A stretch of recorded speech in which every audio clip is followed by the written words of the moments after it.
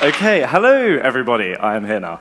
I can't think of a better way of spending my Saturday morning than talking about onboarding with you all. So here goes. Onboarding. Right, my talk breaks down into 3 sections. Quickly covering what onboarding actually is. Then we'll look at how we can actually improve onboarding, because tons of ideas, tons of ways we can improve onboarding. Let's go through a few. And then third and finally, the exciting part, we'll look at a few examples of onboarding that I think is really, really cool. So let's dive in. Before we dive in, my little sales pitch. I'm from GoSquared. We are building mission control for your online business. So we are making analytics way, way easier for teams all around the world. I've actually been running the company for 9 years, which means I started it when I was 14, and somehow I am still alive. We have been running for 9 years. The average age of the team, I think, is 22, 23. We're still a young bunch of people, but we love it. We're trying to make the whole complex, difficult world of analytics a friendlier, better place. Fun times with the clicker. These are a few of our customers. We have customers that are really small, like people that have just started their first company yesterday in their bedroom, through to some pretty big companies that some of us have actually heard of. But yeah, anyway, that's enough of me pitching GoSquared. So what is onboarding? When I was preparing this talk, I was trying to come up with a really conclusive definition of what onboarding is. And I turned to the Collins English Dictionary, which pretty well sums it up. The management of the early stages of a relationship between a business and a customer.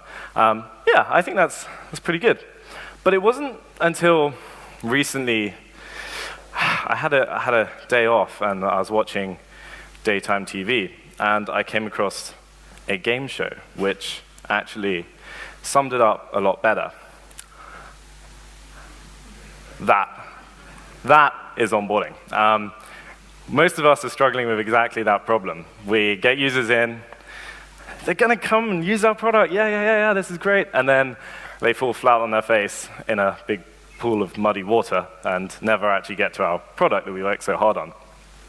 So in my opinion, onboarding is actually everything that you have between someone first hearing about you, someone first visiting your site, right through to that person becoming a happy, active, and maybe paying customer. So it's a pretty big field, a pretty big topic. But let's look at how we can actually improve onboarding now we know what it is. How can we suck less at onboarding? We have to think about the states within our app. I apologize, there's a few appallingly bad jokey slides in here. The thing is, most of us spend time designing this screen, right? The awesome screen, the screen that users get when they've set everything up, when they've spent months with the product, when it's full of data, when they've onboarded all their team, they've got all the checkboxes ticked, they've got every conceivable piece of functionality that you have all set up beautifully. It's probably like if you're a team and you use your own product that you're building, it's probably how you use your tool most of the time. It's probably how you see it all the time. The thing is, there's actually 2 other states that often get neglected. The empty state and the error state. And the error state, well, we could do a whole separate talk on that. Error states just always get left to developers who often don't really enjoy writing copy, and you end up with nice error states. Whereas the empty state, yeah, that's what we're going to talk about. That's what we're going to kind of focus on a bit more.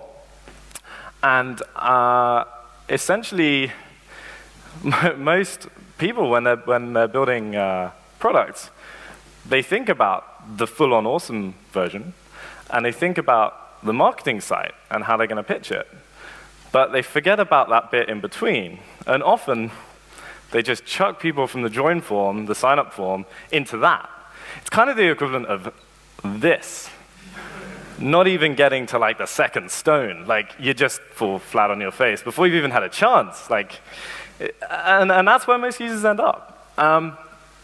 So we've really got to think about onboarding not necessarily as just one screen, one empty state. The way we avoid falling flat on our face on the first stepping stone is to think about it all as a flow. There's our empty state again. But how do we get from the empty state to the full-on awesome state? Well, it turns out you also need to think about stuff that comes before that empty state. What's happening on the marketing side? What's the message people are getting before they even get into your app?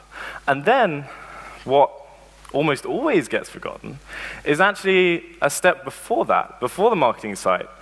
What users are thinking when they come in. It's very easy to think, users have signed up. They must like us enough to sign up, right? They must be really, really happy with us if they've chosen to go through our 10 form sign-up page. But actually, that's not always the case, especially in sort of business-to-business software. A lot of sign-ups happen just because some poor girl who's just trying to get on with her job, her boss has just told her to sign up for 10 analytics tools. And she's having to sign up with all of them, hating her life about it, and she's got to sign up to yours. And that's a bit different to someone who's fanboy number one and decided they want to get on board right away.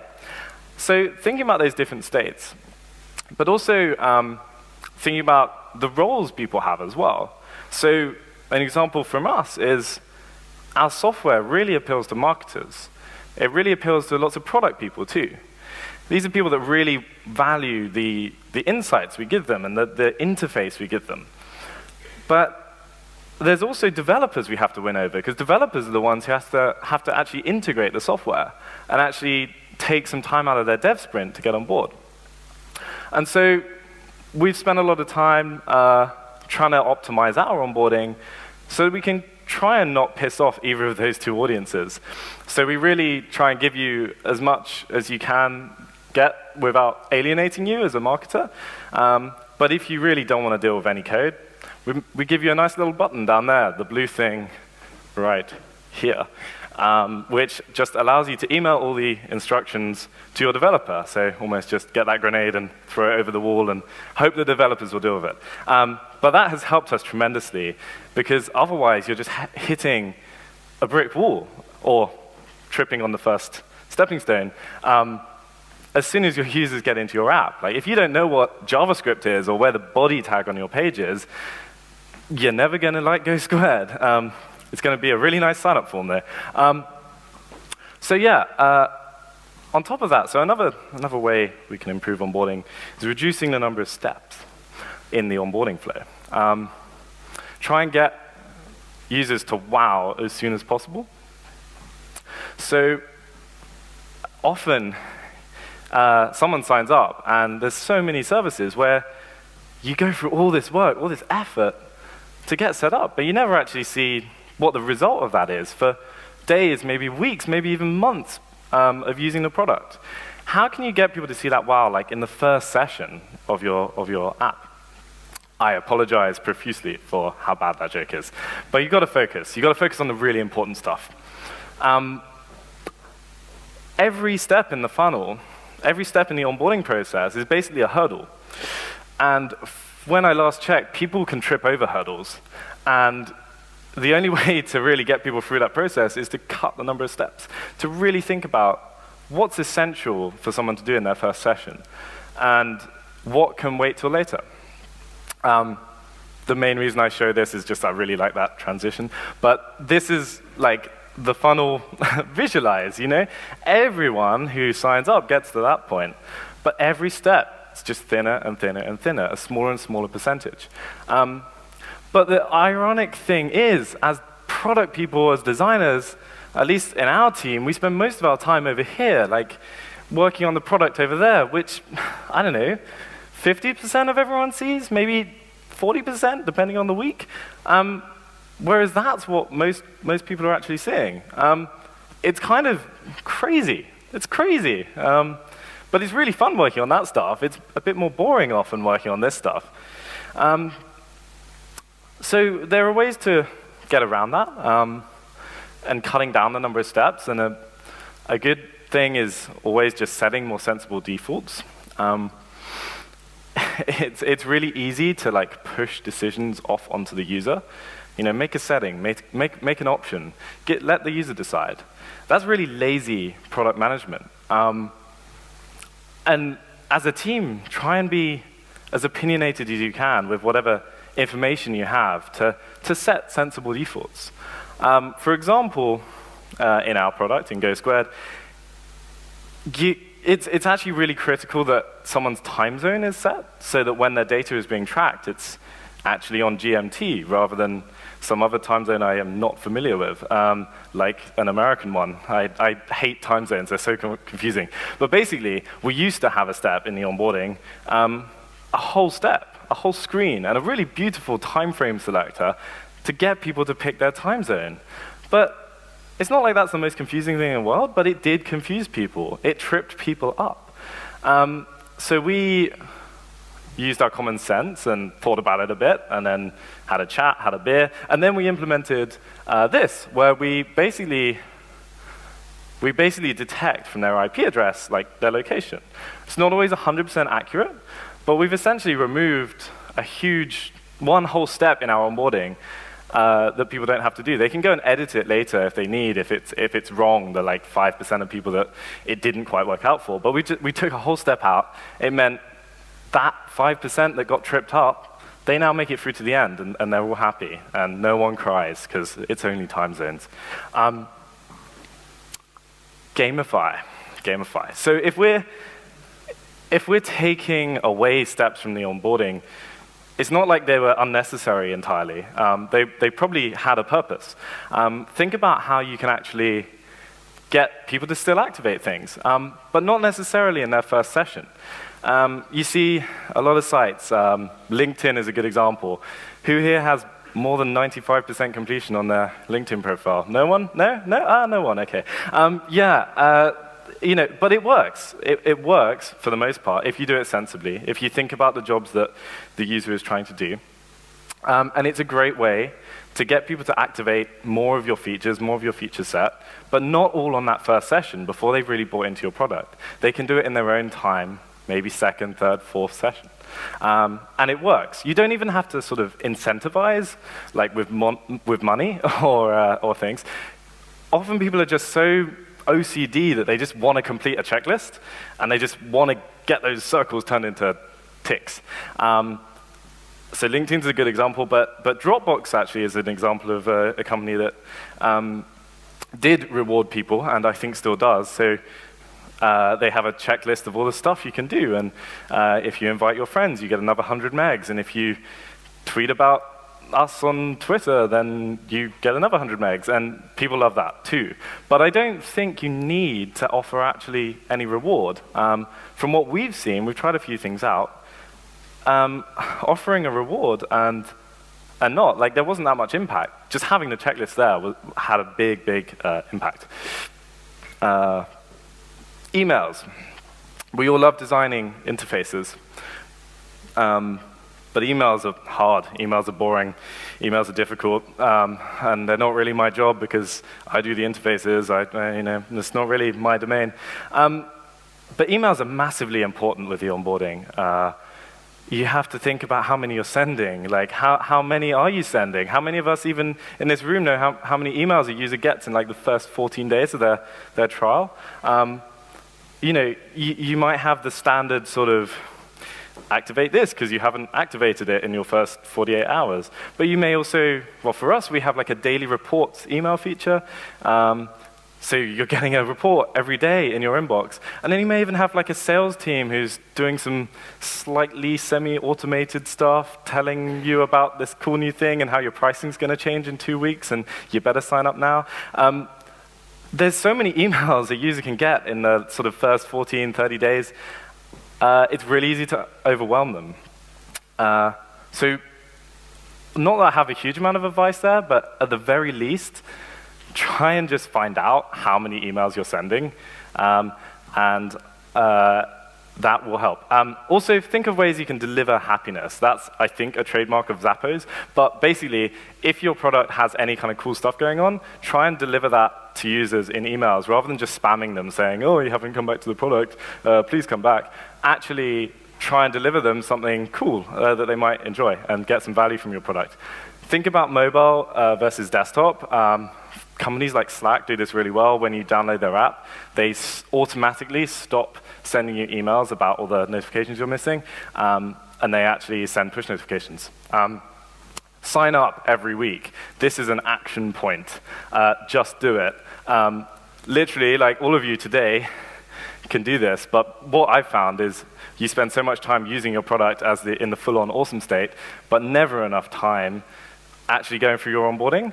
Set like a weekly task, maybe one morning in the week, pick any day, do it every week. Just go through your onboarding. You can do that now. I can wait, but I've only got like less than 5 minutes, so I probably shouldn't. Measure onboarding.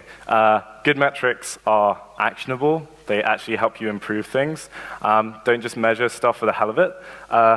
Really critical to define successful onboarding. That sounds really obvious, but actually it takes a lot of work. It's not always as obvious as it seems. A few examples for us. We know a user's just not going to get value from our product unless they've installed their tracking code and they're actually collecting data, and they've seen a traffic spike. And to do that, we fake a load of data and do a load of work in the interface to show that artificially.